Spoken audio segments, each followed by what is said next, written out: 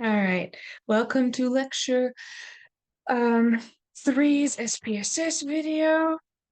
Our teaching assistant is Pinkerton, who is not happy about being pulled away from his heating lamp. Skinks is a blue-tongued skink who is now 11 years old.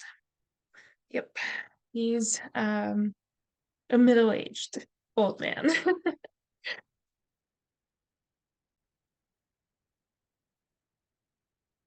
Right. So today we're going to be covering how to run some, what are they called? Analyses of reliability. So we discussed this in the first week of classes, if you'll remember, how when we create scales or use measurement instruments, we need to check whether they are reliable and valid. So for that, we're going to be using a new data set now, and this is available for you in Brightspace. This is called Monitoring the Future 2008. So this is the data set that we're going to be using for most of the rest of the semester and the one that you'll be using for your final assignment. I encourage you to look through it and also to look through the code book that is available in Brightspace as well. So a code book is something that summarizes all of the variables that are present in a data set and explains what the various components of that data set are. So you'll see our variables here with their labels, so we can try and understand what each one represents. And this is a data set of just a snapshot really of a larger longitudinal study that assesses every few years high school students that are randomly selected from schools in the US to check what their attitudes are towards substance use, what their behaviors are in order to create prevention and intervention initiatives related to adolescent substance use. So you'll be using this data set to develop some of your own research questions, but for today, we're just going to focus on these 5 variables here, which are attitude towards smoking 1 pack of cigarettes per day, attitude towards trying marijuana, attitude towards trying heroin, attitude towards trying cocaine, and attitude towards trying alcohol. And they have these names here. You'll notice that there's a lot more variables here than we're used to, which is good because that means that there's more variables for you to use for your research questions for the final assignment. Today, though, we're just going to go through SPSS exercise 3, or turning those 5 individual Likert items into a scale. So you can also just follow along the instructions within the exercise. All right, so first step that we're going to do once we've opened this data set is make sure that our variables are coded correctly. And the way we check that is by running frequency distributions on them. So analyze descriptive statistics and frequencies. We're going to scroll down until we find our variables. If you're not sure about the names of them, you can also right-click and display variable names. That will change the view.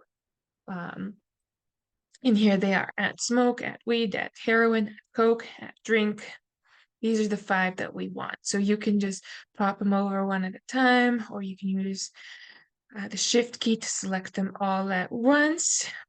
And all we need are the frequency tables for them. We don't need any kind of statistics or charts. So we're going to hit paste, which pops up our syntax window, and then we're going to select that syntax and click the big green button to run it.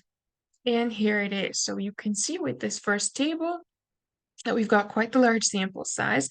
About 14,074 students answered that attitudes towards smoking 1 pack of cigarettes per day question, with 26 missing, and similarly for the other 3. And we can see here that they vary from don't disapprove, disapprove, to strongly disapprove. So what we can tell just from the way that these options are for these Likert items, the people who were creating these questions really wanted them to disapprove of trying substances, right? Otherwise, they would have varied from strongly disapprove to strongly approve. But no, we need to disapprove of substance use, so the options are all worded in that respect. And we can see that for each one of these variables, these are the only 3 that are showing up. Within this missing column, we see others showing up as missing, which is exactly what we want to see. We don't want to see these showing up here as valid, because that means that SPSS is trying to read them as something valid. Only the actual valid options are within each of these valid rows, which is great. So our data is clean. We can now go ahead and create a scale. So the way that we create the scale, if you'll remember from lecture 1, is we add up all of these individual Likert items. And we do that by hitting on transform and then compute variable. And that gives us this thing, which is basically a calculator. Here where it says target variable, we can enter in the new name for our scale.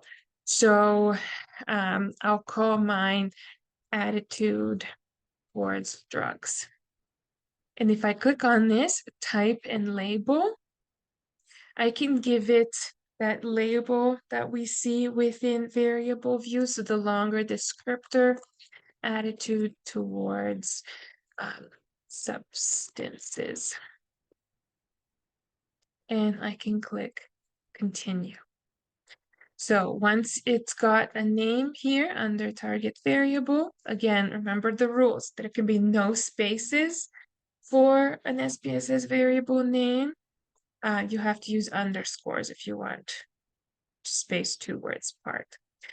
We now can enter in the variables that we want. Best way to do this is to use what's known as the sum function. So if you are familiar with Excel at all, this is very similar to that. So you write sum as in add up the following things. You put in a parentheses, and then you move in the variables that you're talking about. So again, I'm going to right click here in my variables list, and I'm going to select display variable names just so that I can see them. Again, here they are: at smoke, at weed, etc. So I'm going to select the first one, and I'm going to pop it over. Then I'm going to add comma, a space, and I'll select the next one and pop it over. Again, comma, space, next one. At heroin, comma, space, at coke, pop it over, comma, space, at drink, and close the parentheses. So I am telling SPSS to add up these 5 variables together for each person so that we can have an attitudes towards substances scale. And then I paste. When I go to my syntax window, there is my syntax, and I will run it. Now, you can see within your output that nothing shows up. Where you're going to see your new variable is at the very, very, very bottom of your variable view in the data set. Here it is, at drugs. Attitudes towards substances, and SPSS has done its best to guess the rest of this information. However, the first thing I know is that this is not a nominal variable, right? It's a scale. So now we know that it is a scale or interval level of measurement. So we're going to change that. There is no missing information that we need to worry about. And there's no values that we need to add because, again, it is now a scale. Let's check to make sure that our scale actually worked out, that the command we gave SPSS made sense. So what we're going to do is we're going to run a frequency distribution on our new variable to make sure it only has valid responses. We're going to hit Analyze, Descriptive Statistics, and Frequencies. So you can reset, clear out these old ones from before, scroll down all the way to the bottom, and just select our new attitude scale, move it over, and we're going to hit OK to check out what it looks like. So we can see the ranges from 2 to 15, which is exactly what we want to see, right? There's 5 possible items with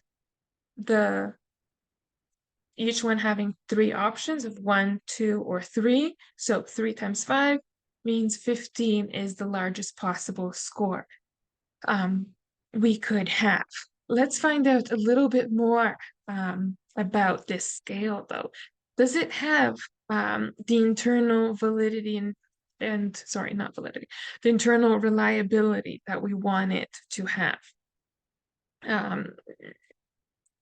So the way we do that is we hit Analyze and Scale down here near the halfway point, and we click on Reliability Analysis. And this allows us to run what is known as the internal consistency, or Cronbach's alpha on our new scale. Now, you don't select the scale that you developed. Instead, what you're going to select are the items that make up the scale. So what you need to select are those 5 variables that made up our scale. You're going to pop them over into this box called items. So these 5, they made up our scale. So they need to go into this box labeled items. You don't need to put anything in the ratings. You don't need to click on statistics or anything. And alpha means Cronbach's alpha. That's exactly what we want. We're not going to change that. We could give our scale a label. We can call it attitudes towards substances, just like how we named it in the other when we were creating it. And we hit paste, all right? And when we go to our syntax window, we can now run it. And here it is. So valid 1457, excluded 43 due to missing information. And from these 5 items, we have a Cronbach's alpha of 0.758. If you'll remember from lecture 1, the closer we are to 1, the stronger the internal consistency of the scale. So anything over 0.8 is considered very good. This is 0.75, so it indicates good to moderately good internal consistency. So we're happy with this scale. Let's find out a little bit more about the distribution of our students and how they fit within this scale of attitudes towards substance use. So if we hit Analyze again, go to Descriptive Statistics, and we run frequencies, we can ask for a bit more information, right? For instance, we can ask for a histogram and the normal curve to see whether our distribution is skewed or not, and we'll hit Continue. We can also check out the mean, median, mode, standard deviation, range, skewness, and kurtosis, just to find out more about is this a normally distributed variable or not? So we hit Continue, and we hit Paste. Again, we go to our syntax window, highlight and run. And here it is.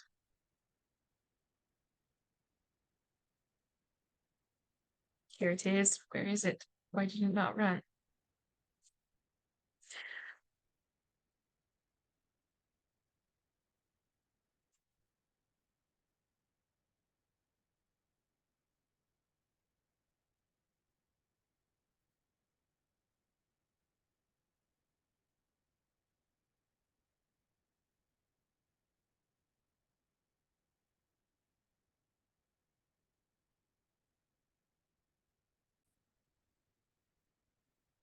And finally, here's our frequencies. So we've got an average of about 10.86, median of 11, mode also 11, skewness is negative 0.499, kurtosis is negative 0.127. So both of those values are between our cutoff of -1 to +1. So we can say that our variable is normally distributed, which is great news. And that's the same as before. And here's our histogram, and we can see that in general, it does follow the normal curve. It's not perfect, but as indicated by the skewness and kurtosis scores, it's close enough to a normally distributed variable. And the Cronbach's alpha is good, so we can conclude that this is a usable scale for further analyses. Make sure that you save your output and submit it with this week's assignment.